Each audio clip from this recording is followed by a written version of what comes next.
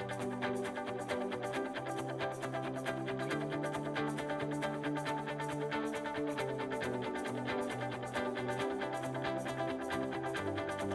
am your host, Ashira Nelson, and this is Forum 360, where we have a global outlook from a local view. Today, my guest name is Tiffani Sutton. Tiffani is the founder and executive director of Cut and Board Academy. She's also a product development specialist at Nestle, but we're definitely going to get into all of that in today's episode. Hi, Tiffani. How are you? Good, Ashira. How are you? I'm doing very good. How's the weather for you? It's not bad. I can't complain. We got hit with snow. That was fine. Okay, yeah. I feel like we had a very forgiving fall. Usually the weather goes from like summer to winter. Absolutely. I feel like autumn kind of stretched itself out a bit. So I was ready for the snow when we got it. So it's fine. Yeah. So tell us a little bit about yourself. Where did you go to college? And a little more about your job position at Nestle. Yeah, so I'm originally from Cleveland, Ohio. I went to school at the Ohio State University. I studied food science and engineering processing.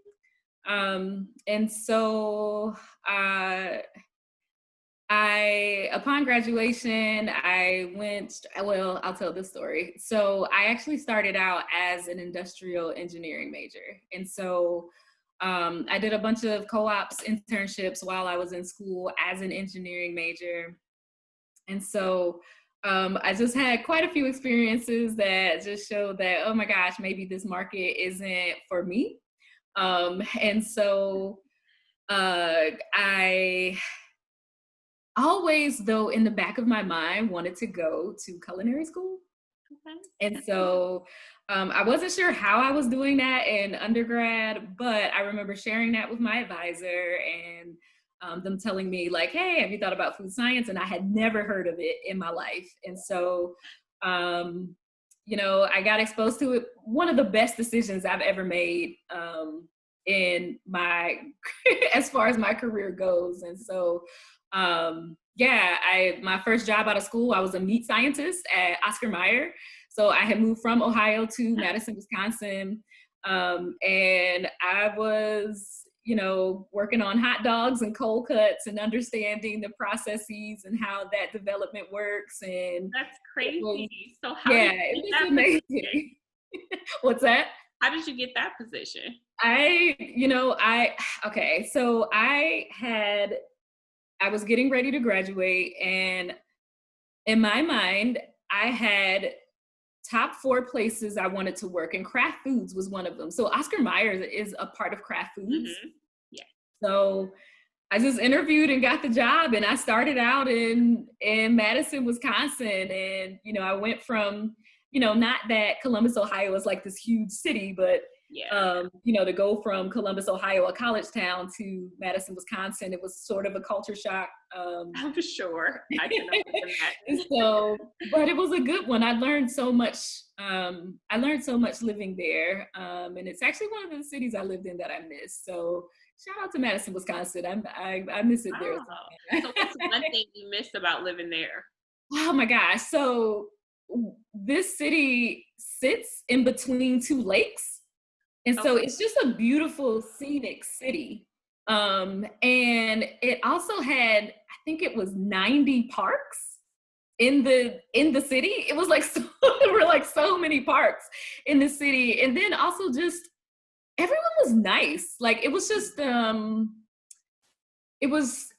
was just friendly. They smiled, we were only outside about 6 weeks of the year because winters lasted longer. But, those weeks where it was really nice weather and things like that, it was just a really nice scene to be in. And so just met some really great people there. And that is probably one experience I won't forget working there.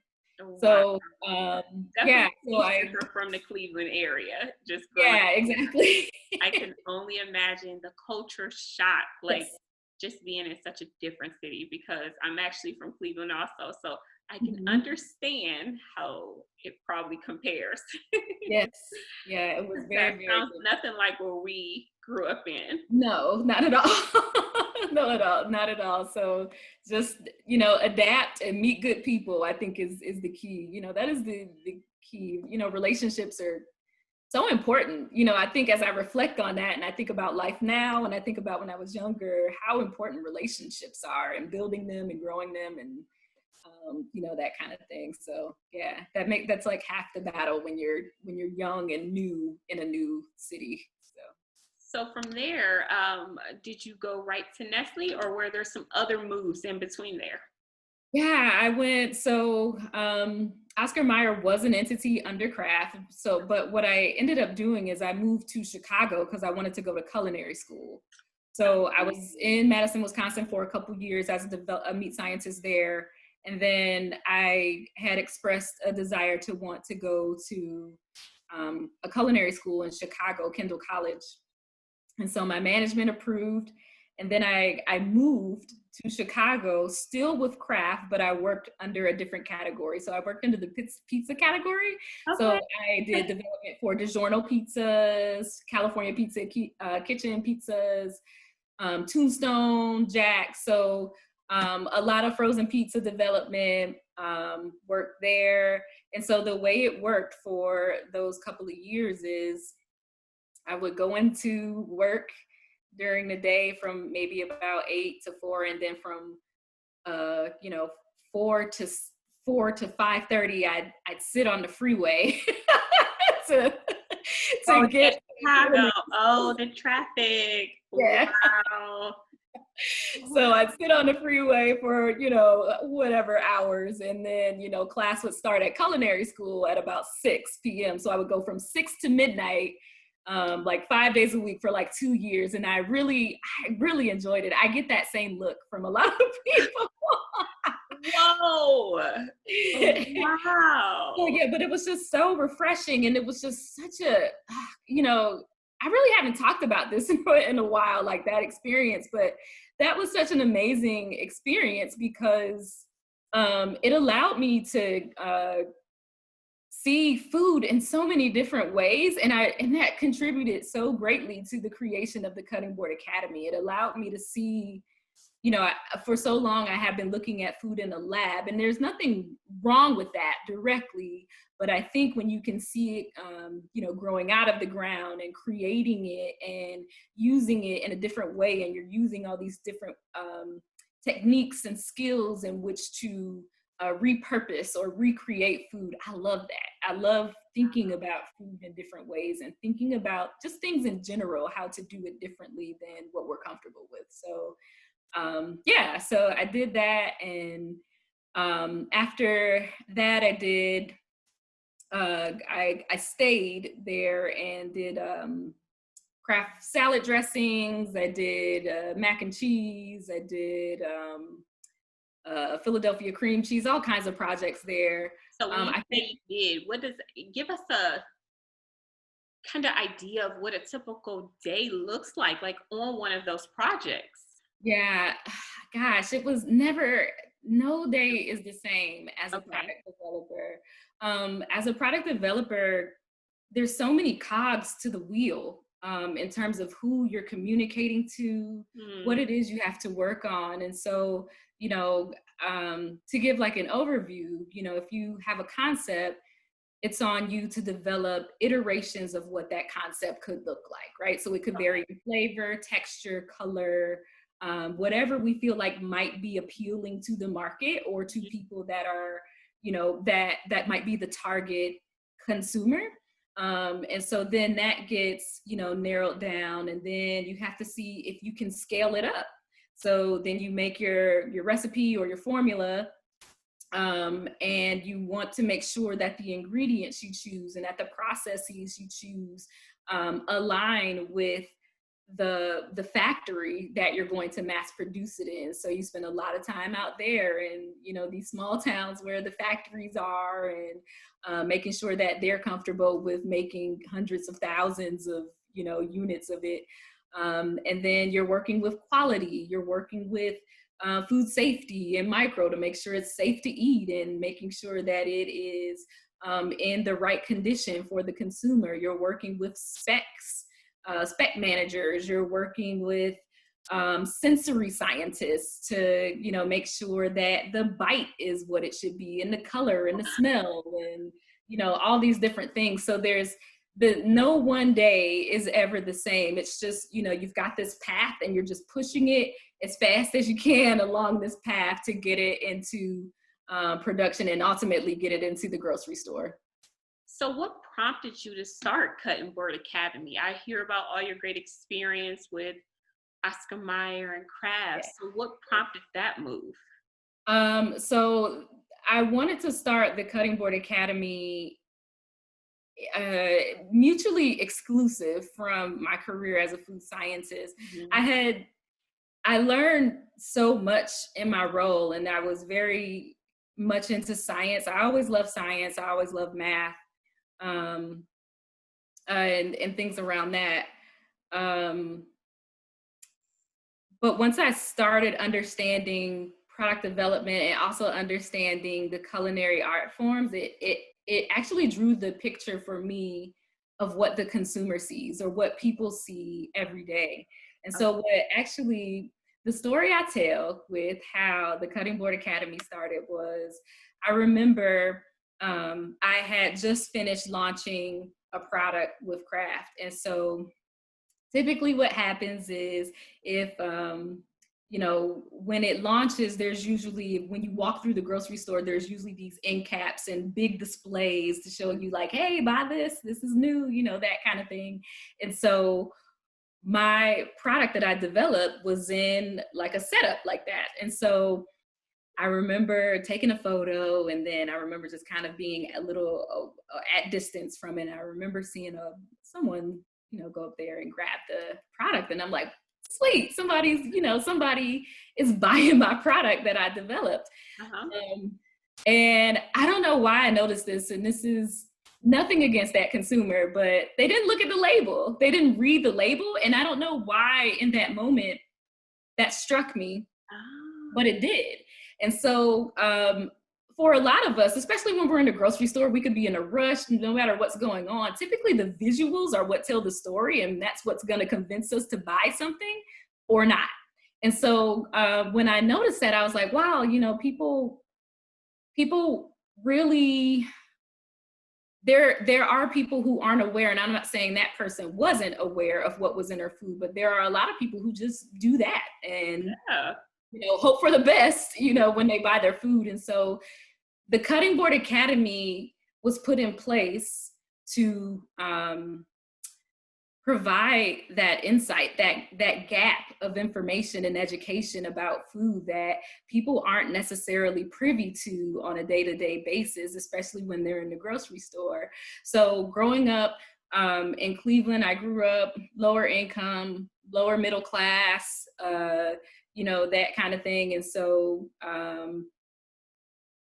we didn't have those resources. We didn't have resources telling us what was healthy for us, what was good for us, that kind of thing. And so, we made the best decisions that we could, growing up. At least I remember doing that. I remember my mom doing the best that she could. I remember her telling us the importance of eating vegetables and things like that, even though I didn't directly see it in my purview in my neighborhood and things like that. And so, well, it was good that your mom actually did that. She did. I swear, I think about it, like the only vegetable I remember really eating was like broccoli. Oh, really? That was the extent of a vegetable for us. Because I don't eat meat now. So as I got older, I had to, explore new options. And literally, we only had broccoli. I remember my mom had this juicer, Ashira, and she juiced everything. And this was like late 80s, early 90s. So juicing was around. There were some tribes, here and there around the country where, there were folks who were juicing, but my mom, I didn't know, in my 8-year-old mind, I'm like, juice is in spinach? Like, how is she getting juice out of the spinach? And why do we have to drink this? And so, you know what I mean? It was knows if I would have seen a juicer when I was little, I would have had no clue what it was. Like, wow.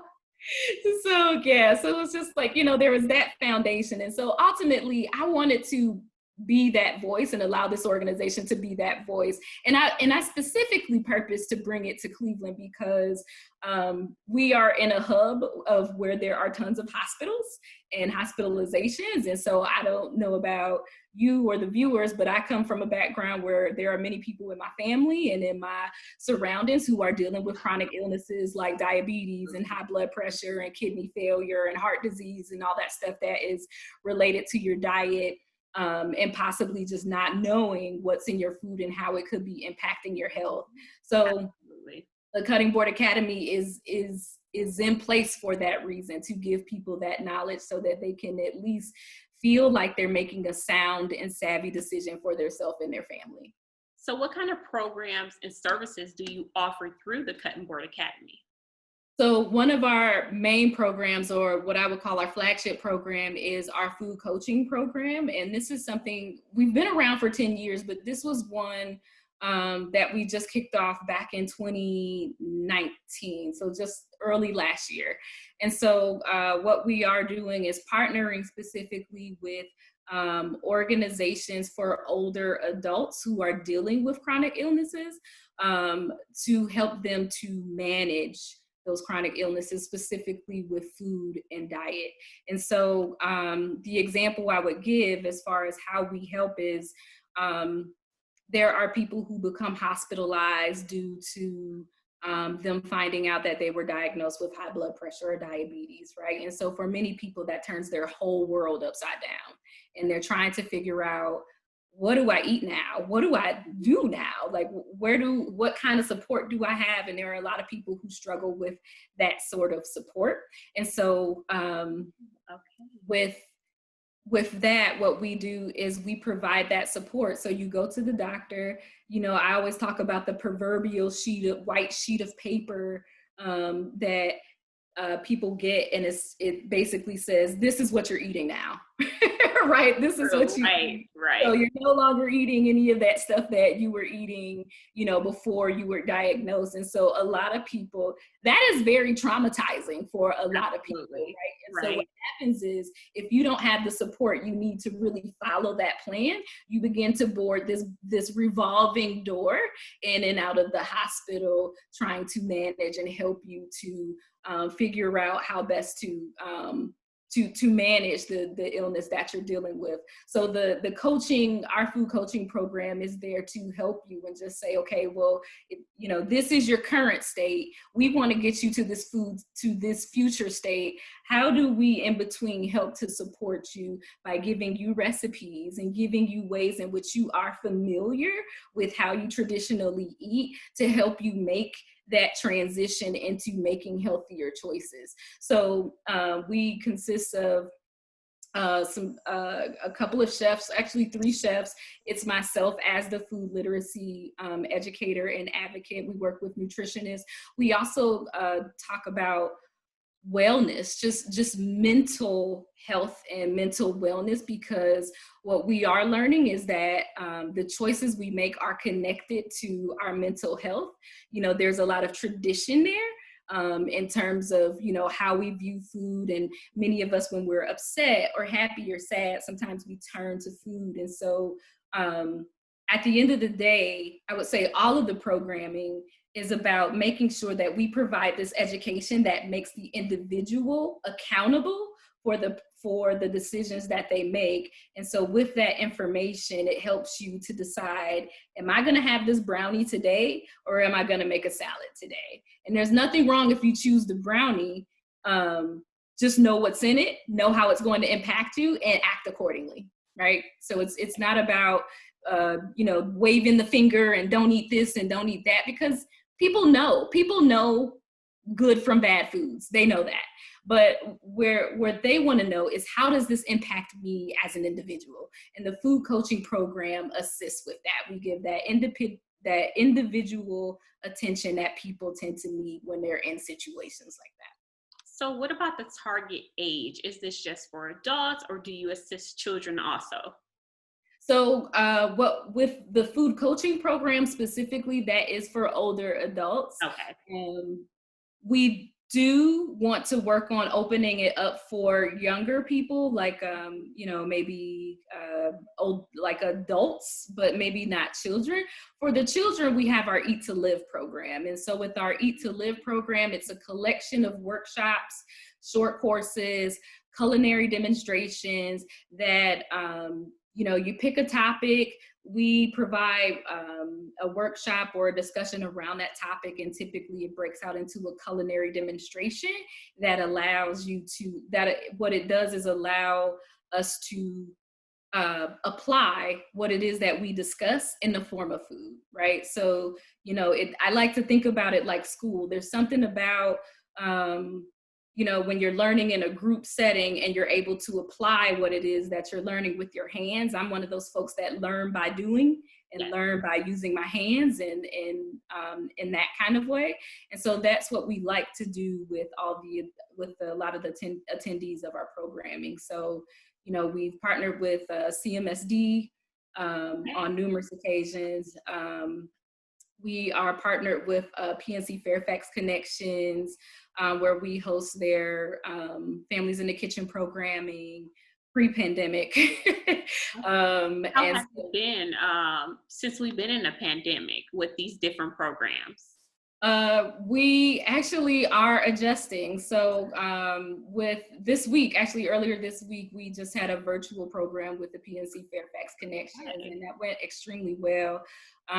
We got a really big outpouring of attendees online, and it was just a lot of fun. I think, it was kind of one of those things where it's kind of sad that, you're not in person anymore, but I think it's next level though when they're in their kitchen, right? Because now, they can actually do what it is that you're doing. Yes. So that is the silver lining that I see to it, because, what I want most of all for anybody who's attended our program is to keep going and to keep practicing what it is that we talked about and what you learned.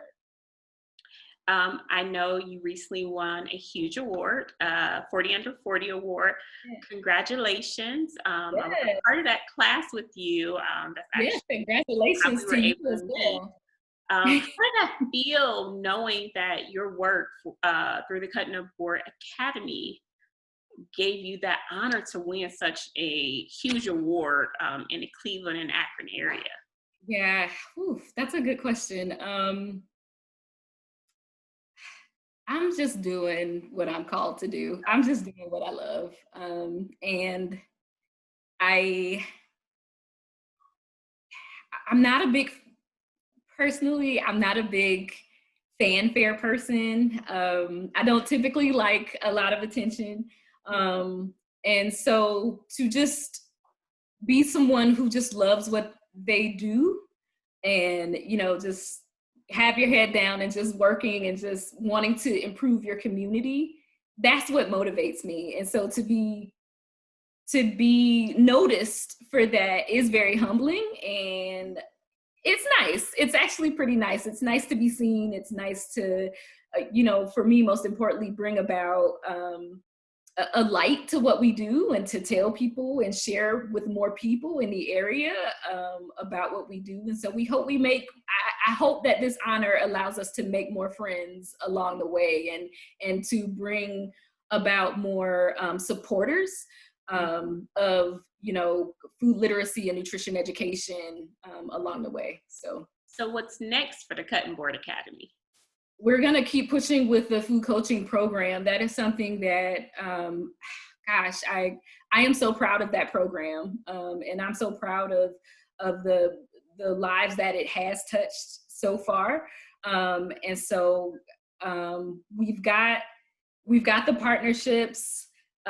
We've got there is a need, right? And that's the good news. And so, it's working around the pandemic and working around, the current situation and the current climate that we're in to be able to deliver this program. And so with that said, a lot of our programming, we are working toward conducting virtually. And so, like I said, there's something very effective about when you can get that person in their own kitchen and practicing along with you. And so I think that that is the future of, and what we are looking forward most to just kind of doing with our clients and, you know, attendees of programming and folks who follow us. So we have about a minute left, and I have like 2 more questions that I want to try to get in. So where can viewers learn more about the Cutting Board Academy? Yeah, you can go to our website. You can go to www.cuttingboardacademy.org for more information. You can also follow us on Instagram. We are at the Cutting Board Academy. We are also on Facebook as well at TCB Academy. So yeah, that's what, or you can email us actually if you want more specific information at info@cuttingboardacademy.org. Forum 360 is brought to you by John S. and James L. Knight Foundation, the Akron Community Foundation, Hudson Community Television, the Rubber City Radio Group, Shaw Jewish Community Center of Akron, Blue Green, Electric Impulse Communications, and Forum 360 supporters.